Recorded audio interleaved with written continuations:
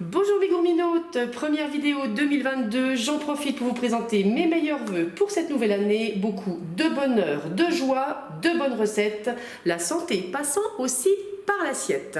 Alors, je ne sais pas si vous avez été très sage, mais moi, dans mes petits souliers, alors là je devrais plutôt dire dans mes grosses bottes, j'ai reçu ce petit cadeau, le multicuiseur de Silvercrest. Je vais découvrir en même temps que vous parce que j'ai travaillé jusqu'à hier, donc je n'ai pu regarder que l'extérieur du carton pour l'instant. Je le déballe et je vous montre tout ce qu'il y a à l'intérieur. Alors voilà, tout ce que j'ai trouvé dans le carton. Donc vous avez un manuel d'utilisation qui est assez long, qui va, je pense, me donner un peu la migraine, même s'il n'y a qu'une partie en français quand j'aurai tout lu, parce que tout renvoie à des numéros, à des chiffres. Je ne sais pas si vous voyez un peu en caméra. Mais bon, je pense qu'il va falloir se pencher un petit peu là-dessus avec sérieux avant de commencer à utiliser la bête. Vous avez un livre de recettes, là j'ai même pas encore ouvert, donc base des recettes, base riz, œufs, riz au lait, haricots, des plats sains et légers, de la cuisine familiale, des ragoûts, des desserts. Alors surprise, on peut faire des desserts aussi dans le multicuiseur. Et donc, excusez-moi, vous avez les recettes à l'intérieur avec la liste des ingrédients. J'ai du mal à vous mettre en caméra aujourd'hui. Et le déroulé de la recette ainsi que la photo. Donc, dans les appareils, des accessoires, bon bah oui forcément, hein, le câble électrique c'est mieux pour un appareil électrique. Donc là il y a deux petites cuillères, enfin il y a une cuillère, une spatule, une louche. Bon, ça fait un petit peu gadget quand on ouvre, mais en même temps plastique, logique, parce que je ne me vois pas utiliser autre chose que du plastique ou du silicone ou du bois dans la cuve. Il y a un petit verre mesureur. Ça, je vous montrerai après où l'accrocher, c'est pour récupérer la condensation qui sort de la cuve. Et le petit panier vapeur, tout petit, tout mimi. Je vous montre ensuite aussi comment l'utiliser.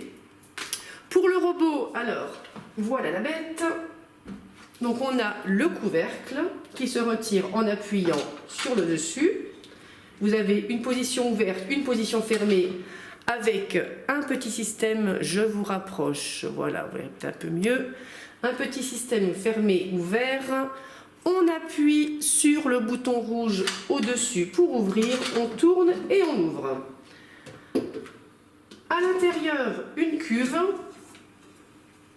voilà, tout simplement en inox gradué qui va de, c'est marqué à l'intérieur, donc qui va de 1 litre à 5 litres. Je ne sais pas si vous voyez, voilà, à l'intérieur. Le système là est monobloc naturellement et je vous rapproche la caméra pour vous montrer les diverses fonctions qu'on peut, non si je m'éloigne ça va pas, les diverses fonctions qu'on peut utiliser. Donc, riz multicéréales, bœuf, soupe, ragoût, volaille, poisson, vapeur, légumes vapeur on va dire, haricots, œufs. On peut faire également des yaourts et là j'ai découvert, surprise, qu'on pouvait faire des gâteaux. Donc impatient, comme vous vous en doutez, de tester. Le couvercle, donc vous avez le bouton poussoir pour ouvrir, vous avez la soupape position fermée ou ouverte en fonction de l'endroit, du moment où vous appuyez, pardon, et à l'intérieur un système de joints qui se démonte pour être nettoyé. En fait, ça ressemble tout simplement à une grosse cocotte minute électrique. Et ben voilà, écoutez, vous vous en doutez, je n'ai plus qu'une envie, c'est essayer la bête. Que vous dire, je vais commencer par tout nettoyer, que ce soit les ustensiles ou la cuve, bien sûr. A priori, tout passe au lave-vaisselle, enfin la cuve, j'entends, bien sûr. Et puis, je vous invite, petite astuce, petit conseil, pardon. Je vous invite à aller voir la vidéo de Loubna, je vous mets le lien sous cette vidéo, parce qu'elle l'a utilisé et elle avait signalé dans ses essais qu'elle avait des problèmes d'odeur qui sortaient dans les premières recettes. La nourriture s'imprégnait de la recette. Alors, je vais le laver et je vous montre ce que je vais faire pour empêcher ces problèmes d'odeur.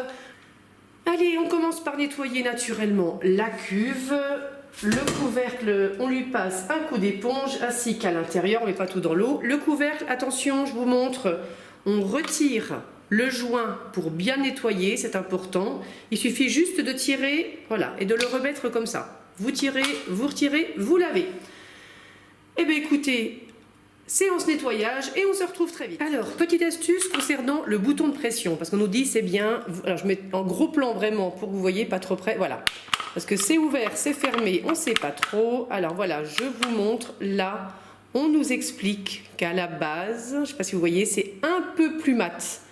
Donc quand vous voyez le côté mat du bouton rouge, le multicuiseur et le bouton de pression est fermé. C'est assez subtil, j'avoue, hein, c'est voilà. Il faut le deviner, là c'est ouvert, là c'est fermé, la cocotte est sous pression. Autre astuce que je viens de découvrir également, parce que tout à l'heure je dis à mon mari, je dis oui voilà tu regardes, tu vois, tu mets, alors que c'est pas fermé du tout, hein. Je lui dis voilà tu vois ta programmerie, et puis en faisant ça, j'ai appuyé et là il s'est mis en route.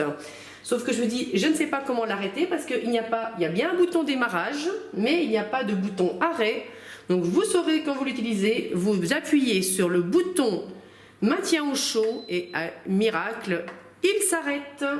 Alors concernant le nettoyage, je vais tout simplement mettre de l'eau dans la cuve.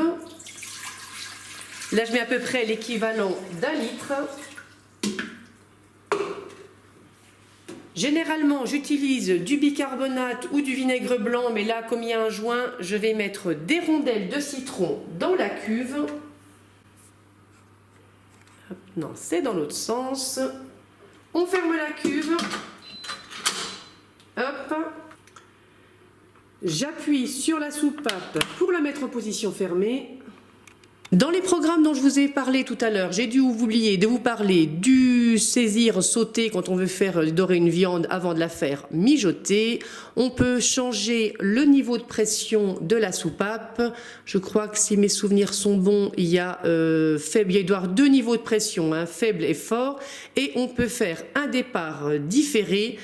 Après, je vous avoue, je vous cacherai pas que je ne suis pas fan des choses qu'on prépare à l'avance et qu'on fait cuire après. J'aime pas laisser les appareils électriques branchés chez moi quand je ne suis pas là. Expérience oblige. Voilà. Pour le mode là, bah, écoutez, je ne sais pas ce que je vais choisir. Hein. On va prendre tout simplement... Bon, écoutez, comme une soupe, hein, parce que de toute façon, bon, là, je vais pas faire cuire ma soupe 30 minutes, pardon. Le niveau de pression, il est haut, donc je vais juste réduire. Voilà, bon, c'est pas la peine de faire sonner sans arrêt. Ah si, ça sonne tout le temps, d'accord. Je ramène à 10 minutes et j'appuie sur démarrer.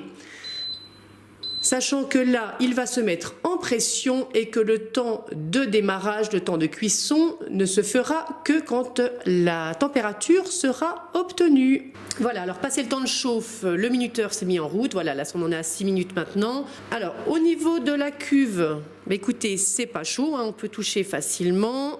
Au niveau du couvercle, alors là ça va... Par contre là, oui, non, là vaut mieux la partie métallique, là vaut mieux éviter de la toucher.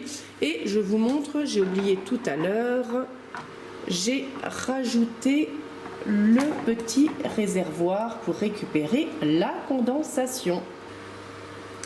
Voilà, fin du temps de cuisson, il s'est mis à 0. J'ai entendu 3 petits bips pour me signaler que c'était fini.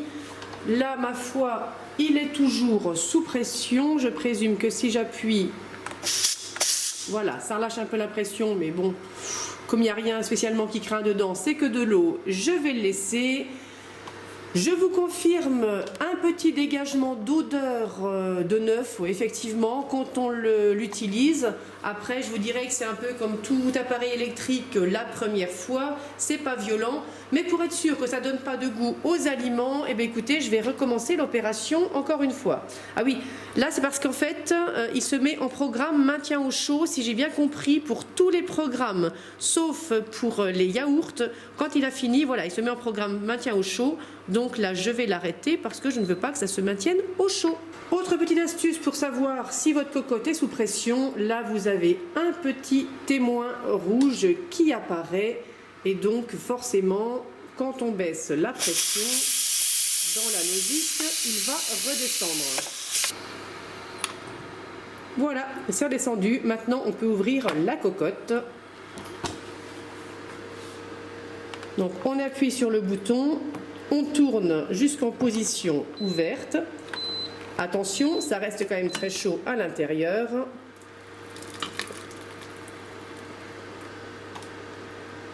Voilà, et ils ont prévu une petite encoche pour poser le couvercle. Alors, petit bémol à ce stade de la cuisson, voilà, pour retirer la cuve, alors moi j'ai aucun souci avec la chaleur, je peux manipuler les objets, ce sont bien sûr pas les braises, hein, pas rêver, mais voilà, je pense qu'il manque un petit système de petites poignées d'accroche pour retirer. Après voilà, c'est pas non plus brûlant, vous allez pas, vous pouvez la manipuler, mais si vous craignez la chaleur, je vous conseille de le faire vraiment avec des maniques. Par sécurité, je vais répéter l'opération 2 fois, comme ça normalement je ne devrais pas avoir de problème d'odeur pour la cuisson de mes aliments. Voilà mes gourminotes, bien écoutez, je vous confirme, j'ai répété l'opération 2 fois, j'ai fait une recette juste derrière, on s'est régalé et ça n'avait aucun goût particulier si ce n'est celui d'un bon petit plat mijoté. J'espère que cette petite vidéo vous aura plu. Naturellement, à venir très vite des recettes faites avec le multicuiseur. Dites-moi ce que vous avez eu à Noël, faites-moi rêver ce que le Père Noël a apporté dans vos souliers. Et puis moi, je vous dis à très vite pour une prochaine vidéo et je vous fais comme à chaque fois de gros bisous sucrés à tous.